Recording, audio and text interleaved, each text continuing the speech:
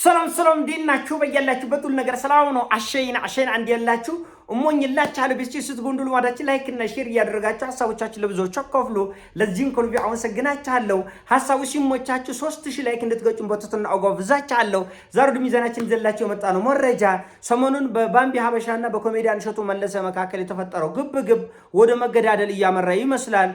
ባምቢ ሀበሻ ኮሜዲያን እሸቱ መለሰ ልጆች ያለ አባት ይቀራሉ፣ አንተን አስገድላለሁ፣ እኔም እሞታለሁ የሚለውን ቃል በቃል ነው ወጥታ የተናገረች። ማንንም አትፈራም። ከጀርባ ጠንከር ያለ ኃይል እንዳለ ገምታለሁ። ሰዎች ያለ ልጅ ያንተም ልጅ ያለ አባት ይቀራታል። በዚህ ንግግር ተመልከቱ፣ ተመልከቱ። ሰዎች ያለ ልጅ ያንተም ልጅ ያለ አባት ይቀራታል። በዚህ ንግግር አለበለዚያ ይቅርታ ጠይቀህ ቪዲዮህን ታጠፋታለህ።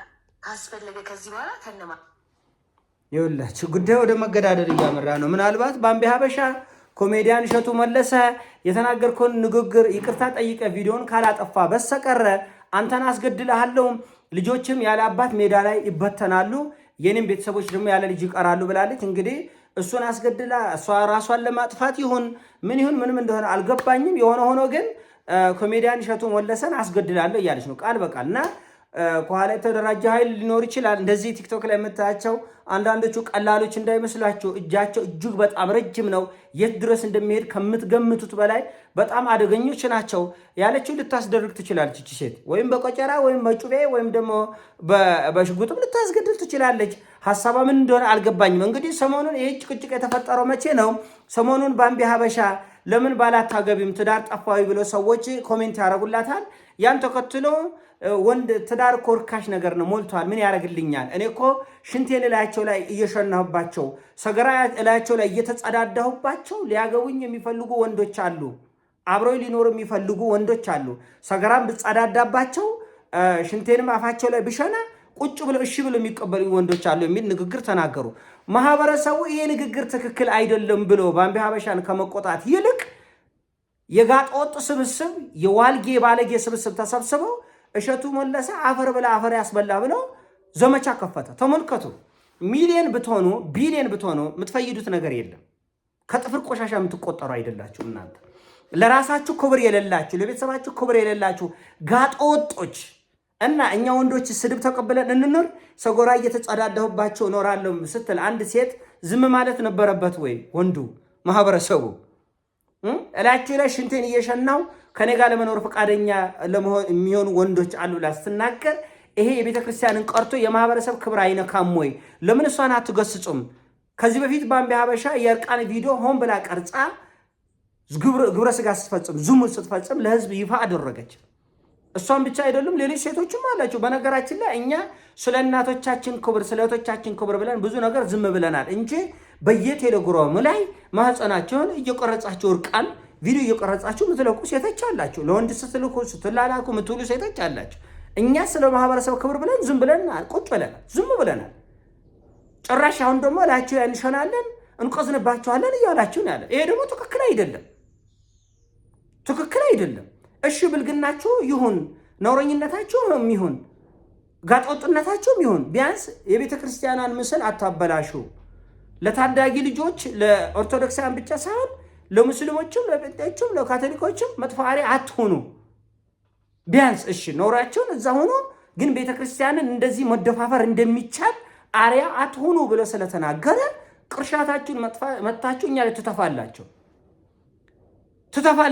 ተውከታችሁን እኛ ላይ ትተፋላችሁ። ትክክል እኮ አይደለም፣ ትክክል እኮ አይደለም። ማፈር ይገባችሁ ነበር። አባት አለሽ አይደለም እንዴ? አባት ያለው ልጅ ወንድ ልጅ ላይ ሰገራ እየተጻዳዳሁበት መኖር ይፈልጋል ሲል አሬማ የአባት ክብር ይነካል። የወንድ ብቻ አይደለም፣ የካህናትም የቄሶችንም የጳጳሳቱንም የቤተክርስቲያኑም ክብር ይነካል ብላችሁ ማስቀረት የሚገባችሁ እናንተ ናችሁ። ጭራሽ ልታስገድሉ! ኧረ ድፍረታችሁ በጣም እኔ እውነት ነው የምላችሁ ተስፋ ቁርጥ አድርጌ እኮ ትቼዋለሁ። የዚህን ነገር የዚህ አገር ጉዳይ እኮ በቃኝ ብያለሁ ነው አውቃለሁ። ይሄ ፖለቲካዊ ምስቅልቅሎች ቢስተካከሉም ጋጠወጥነት ጋር በተገናኘ በጣም ነገሮች መስመር ስተዋል እና አደገኛ ትውልድ እየተፈጠረ ነው ያለ። አትናገሩን የሚል ትውልድ እርቃናችን ለቆቅ ነው። ማህፀናችንን ማሳየን፣ ጡታችንን ማሳየን፣ ቂጣችንን አሳየን። አትናገሩን ያለበለዚያ እናስገድላችኋለን እየተባለ እኮ ወግነ ሲዳሩ አልቀሳለ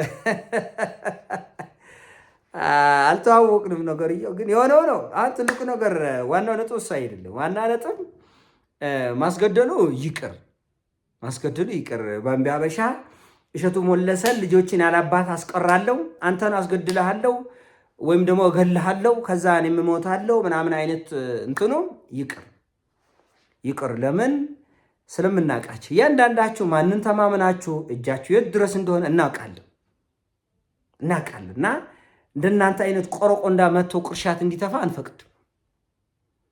ከእሸቱ መለሰ ጋር ችግር ካለ መካሰስ ትችላለች ፍርድ ቤት ሄደሽ እንጂ ልጆችን ያላባት አስቀራለሁ እገድላለሁ የሚል እንግዲህ እናንተ ናችሁ ቤተክርስቲያኗን ወኩልን ደግሞ ማስታወቂያ እንስራ ለምን ትከለክሉናላችሁ የምትሉት። ስለዚህ እንኳን ቤተክርስቲያን ቀርቶ እኔ የኦርቶዶክስ ቤተክርስቲያን ስርዓቱ ምን እንደሆነ አላውቅም። ስነ ምግባር አያስፈልግ አላውቅም። ያገኘነውን ቲክቶክ ላይ የታወቀውን በሙሉ አሰስገሰስ ሰብስበን ነው ማስታወቂያ የምናሰራ ሌላ ጉዳይ ነው። ግን በዓለማዊ ህግ እንኳን ለምሳሌ ስለ ሃይማኖት ደንታ የሌላቸው ተቋማት፣ ድርጅቶች፣ ፋብሪካዎች እንኳን ከዓለም ላይ ካሉ ትልልቅ ስፖርተኞች ጋር ስፖንሰርሺፕ ይፈራረማሉ። ለምሳሌ ናይክ በለው፣ ፑማ በለው፣ አዲዳስ በለው፣ ኮካኮላ በለው፣ ፔፕሲ ትልልቅ ድርጅቶች $100 ሚሊዮን የማስታወቂያ ውል ይፈራረማሉ። ልብ ብለህ ስሟኝ፣ ይፈራረማሉ። ውሉ ላይ የሥነ ምግባር ግዴታ አለ።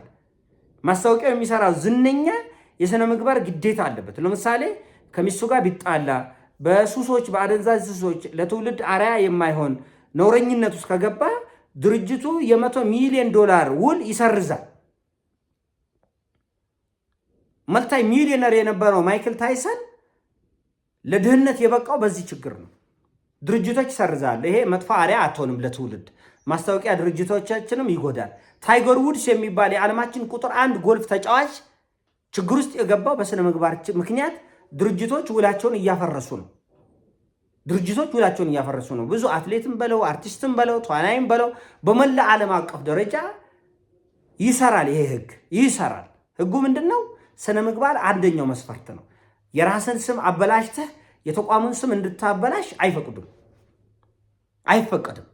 እና ኦርቶዶክስ ቤተክርስቲያን ላይ የሆነ ማስታወቂያ ከመጣ እንሰራለን፣ ብር እንቀበላለን፣ ቂጣችንን እንወዘውዛለን፣ ባለሀብትም ካገኘን ዝሙት እንፈጽማለን፣ እንደገና ወንዶችም ላይ ሰገራ እንጸዳዳለሁ፣ ሽንቴንም ሸናለሁ። በጣም ነውር ነው።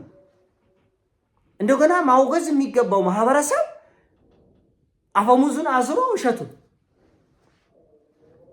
እና ሚሊዮኖች ልትሆኑ ትችላላችሁ፣ ቢሊዮኖች ልትሆኑ ትችላላችሁ። ምንም የምታመጡት ነገር የለም። እስቲ እኔንም እንደዛ በልኝ። እስቲ አስገድልሃለሁ። እንዴት እንደዚህ ያልከኝ? በስባሶች ደግሞ ከእናንተ ብሶ ታሰራራላችሁ። እንዴ በስባሶች ናቸው። ነ ጋጦጥ አታውቁማ። ትውልድ ምን እንደሆነ፣ ሃይማኖት ምን እንደሆነ፣ ባህል ምን እንደሆነ፣ ግብረ ገብነት ምን እንደሆነ ምን የምታውቁት ነገር የለም እኮ። የትውልዱ መዳን አይደለም የሚያሳስባችሁ። አንድ ግለሰብ ለእምቦጫን እንዳትጥል ነው የሁሉ ህዝብ የሚረባረበው። ሙስሊሞቹ ከዩቲዩናስ ጋር የሚፈጥሩት ግብግብ ተመልከቱ። ለምን ይመስላችኋል? ለታዳጊ ሙስሊም ልጆቻችን መጥፎ አርአያ ነው የሚሆነው። እንደፈለገች መልበስ ትችላለች። ነገር ግን በሙስልምና ውስጥ ሆነሽ አይደለም። እስልምና የራሱ አለባበስ አለው፣ የራሱ ንግግር አለው፣ የራሱ አካሄድ፣ የራሱ ስርዓት አለው።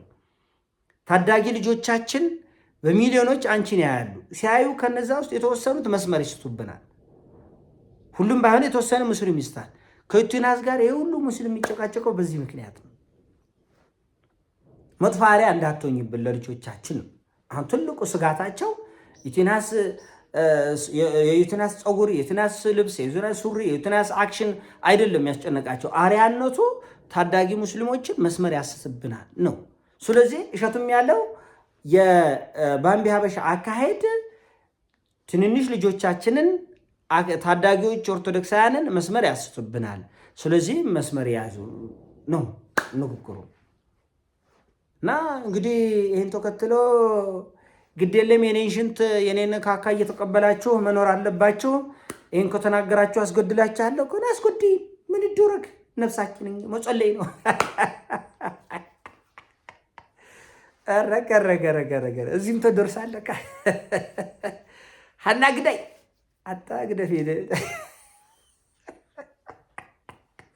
አልተቻላችም እውነት። እስቲ ለማንኛውም ምናየው ይሆናል። ገዳዩንም አስጎዳዩንም ምናየው ይሆናል።